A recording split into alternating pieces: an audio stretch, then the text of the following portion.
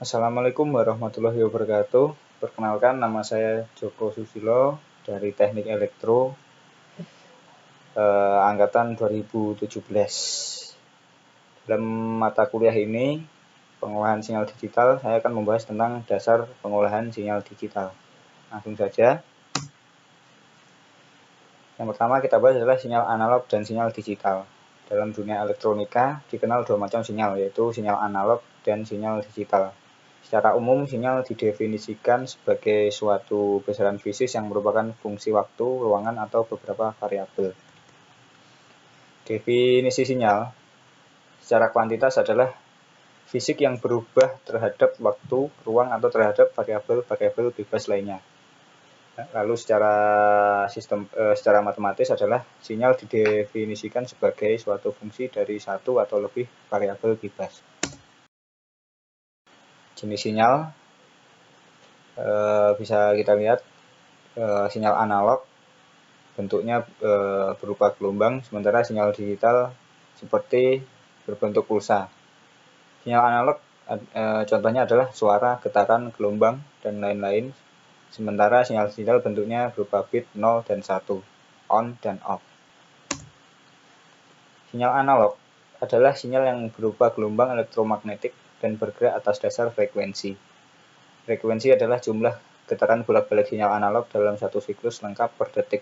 Satu siklus lengkap terjadi saat gelombang berada pada titik bertegangan 0, menuju titik bertegangan positif tertinggi pada gelombang, menurun ke titik tegangan negatif dan menuju ke titik 0 kembali.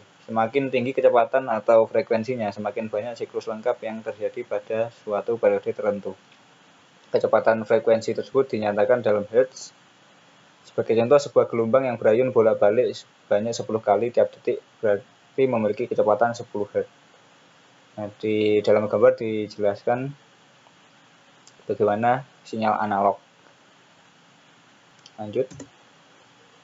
Sinyal digital. Sinyal digital merupakan hasil teknologi yang dapat mengubah sinyal menjadi kombinasi urutan bilangan 0 dan 1. Seperti pada gambar ya. A 0, B adalah 1, on dan off. Lanjut, disebut juga dengan biner. Proses informasinya pun mudah, cepat, dan akurat. Sinyal yang mempunyai dua keadaan ini biasa disebut dengan bit. Bit merupakan istilah khas pada sinyal digital. Sebuah bit dapat berupa 0 atau 1, on dan off. Sinyal digital juga disebut dengan baseband, memuat unit voltase yang ditransmisikan melalui media kawat. Sebuah sistem digital adalah sebuah teknologi data yang menggunakan discrete discontinue nilai. Kata digital berasal dari sumber yang sama seperti kata digit dan digitus, atau dalam bahasa Latin yang berarti jari. Semua informasi digital memiliki sifat-sifat umum yang membedakannya dari metode komunikasi analog. Sistem digital merupakan bentuk samping dari sistem analog.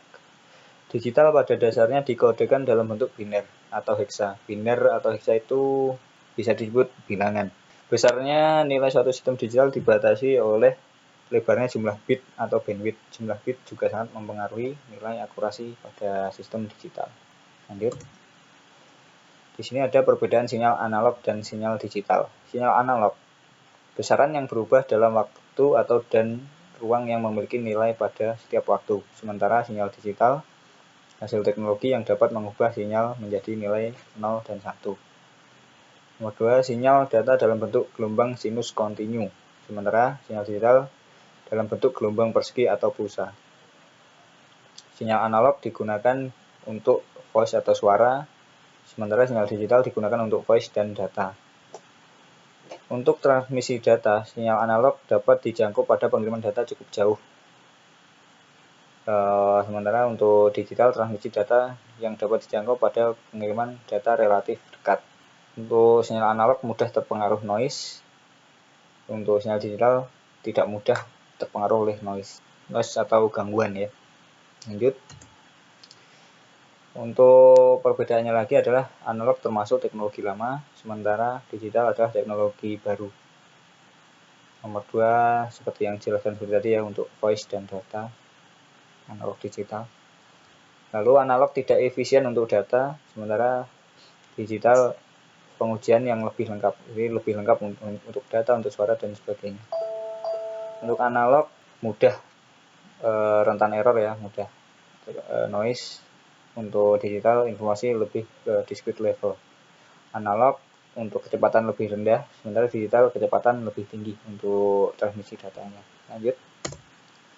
Nah, di sini ada kelebihan sinyal analog. Untuk sinyal analog memiliki potensi jumlah tak terbatas resolusi sinyal.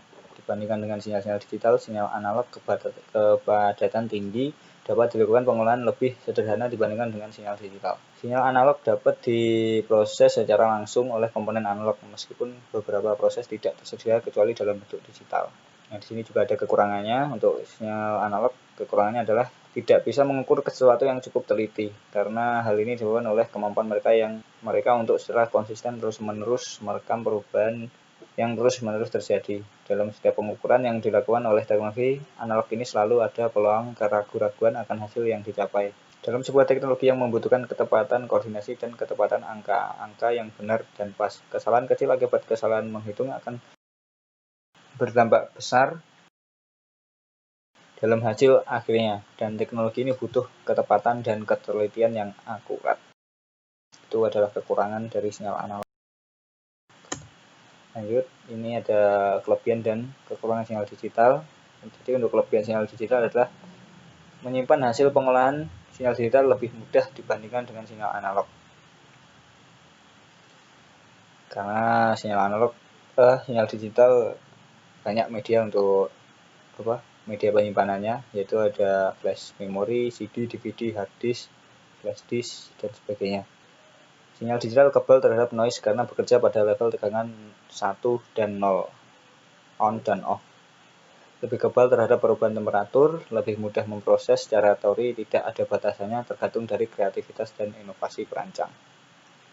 Lalu ada kekurangan juga, dapat terjadi kehilangan informasi akibat pembulatan saat proses pembalikan kembali ke sinyal analog.